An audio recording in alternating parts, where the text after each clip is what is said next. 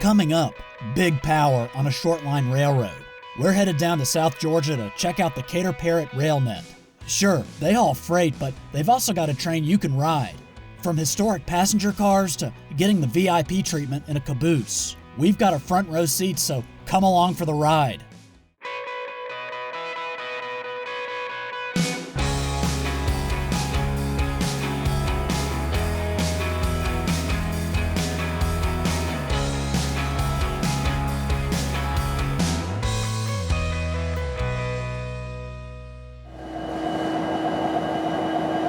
Saturday morning in the small South Georgia town of Nashville. This isn't the Music City, but this EMD engine sure does sound good. It's one of the locomotives that'll be pulling us on Cater Parrot's fall foliage special that'll go around 17 miles from Nashville to Moody Air Force Base near Valdosta and back. They call this train the Azalea Sprinter. Now, Cater Parrot is a relatively small operation, but they have lines all over Georgia. We're a short line operator. We operate freight and passenger trains. In fact, we're celebrating our 20th year this year. So we started in 2005, which is pretty neat. And we operate 6 railroads in the state. We've got 3 near Atlanta, 2 out of Madison, Georgia, 1 near Thomaston, Georgia, 1 there in Tifton, 1 near Savannah, and then our Valdosta line, which we're on today. Okay, let's get this show on the road. We'll be riding in some historic passenger equipment pulled by relatively modern freight diesels.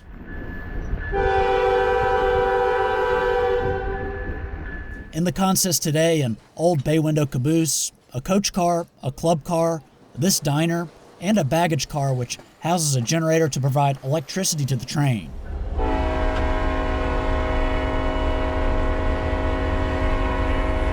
The Azalea Sprinter has only been going for about 5 years, and it's been quite a journey getting this old equipment up to modern specs. It's very historic, and all this equipment, when we didn't get it in the shape you see it today.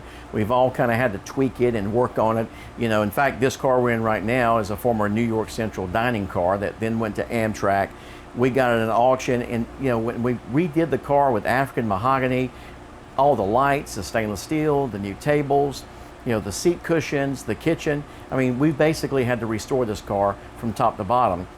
This thing was built way back in 1948. It's pretty amazing it's still going strong down here in South Georgia. And while the dining car worked for New York Central and later Amtrak, the caboose in this consist was actually a local find. It was stationed over here in Ray City, and then it went to a scrap dealer, and we got it from the scrap dealer, and we're able to get that caboose and totally refurb it and really make it a neat experience for people who want to ride that car. As you can probably tell by now, I love to ride the rails, but I also love road trips, so let's take a break from the trains for a minute and let me tell you about an app that I actually use that could earn you some extra cash back on things you do every day. Now, I love traveling to see railroads like the one in this video, but of course, a lot of driving can also mean a whole lot of money spent on gas. So, lately, I've been using the free Upside app, and I think you should check it out. I mean, it's really easy. I just pull up to the gas station, open the app, and claim the offer.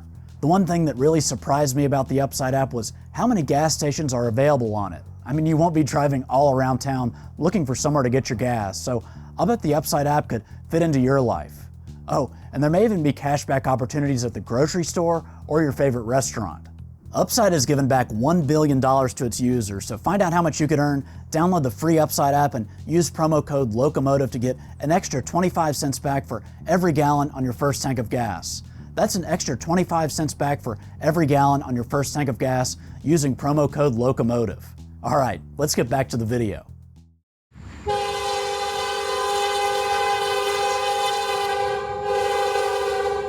Now, believe it or not, some of the folks who step on board have never actually traveled by train. This part of Georgia is not served by Amtrak. When they come on and off the train, they always say, hey, this is my first time riding. They come off and say, we had such a great time. And just that general presence, and we've done educational trips and just see the kids get the experience, because you know, that's riding by rail is, you know, travel is very limited, especially down here, so people actually get to experience that. It's really nice. I had plenty of time to explore this train during our trip. I personally like standing in the vestibule with the window open, but I can tell you there's not a bad seat in the house. But by far the best seats are in the refurbished bay window caboose. It's got TV, Wi-Fi, a kitchenette, and a private bathroom.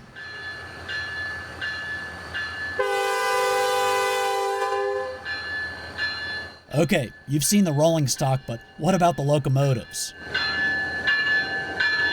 Well, 7000 is an electromotive division GP40 built in 1971. Jeeps like these are pretty standard power on short lines all over North America.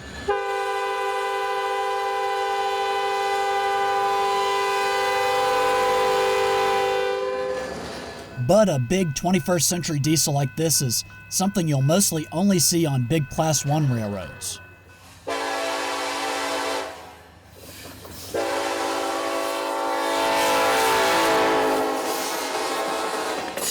This is an EMD ST70M-2. It once worked for Norfolk Southern, but it's now decked out in Cater Parrott's paint scheme, which celebrates the railroad's 20th anniversary.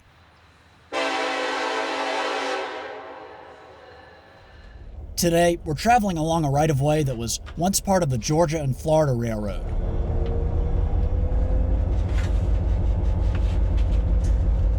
Riding up high in this wide-nosed safety cab gives you a pretty good view. Of course, this is where the engineer and conductor or brakeman sit. The cab itself is pretty standard. A seat for the conductor on the left and the engineer and his control stand on the right. And yeah, there's also a bathroom in the nose. I should also mention the Azalea Sprinter often runs with a streamlined EMD E-unit from the 1950s. I may have to make a return trip to see that.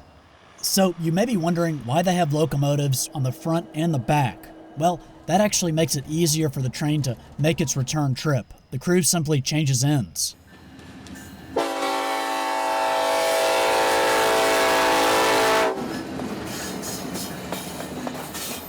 Now this ST70M-2 may seem like overkill for a short excursion train, but keep in mind it's mostly used in freight service where they need much more horsepower.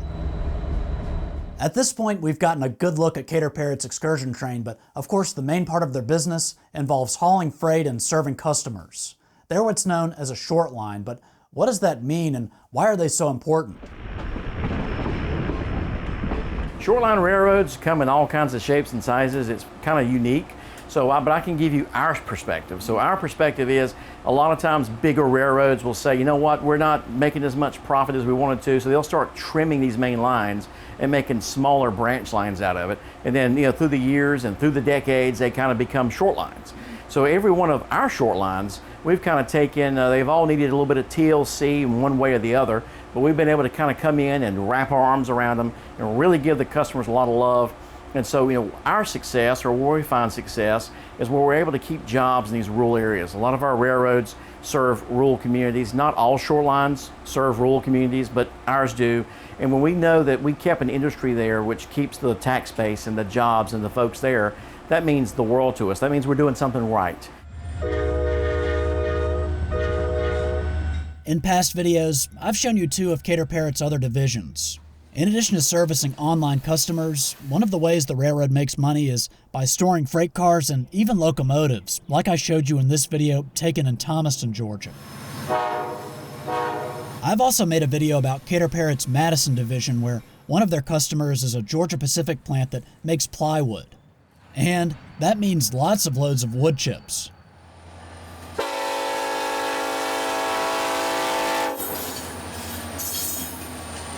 Ultimately, trains like the Azalea Sprinter help to expose passengers to what short lines do, and trains in general.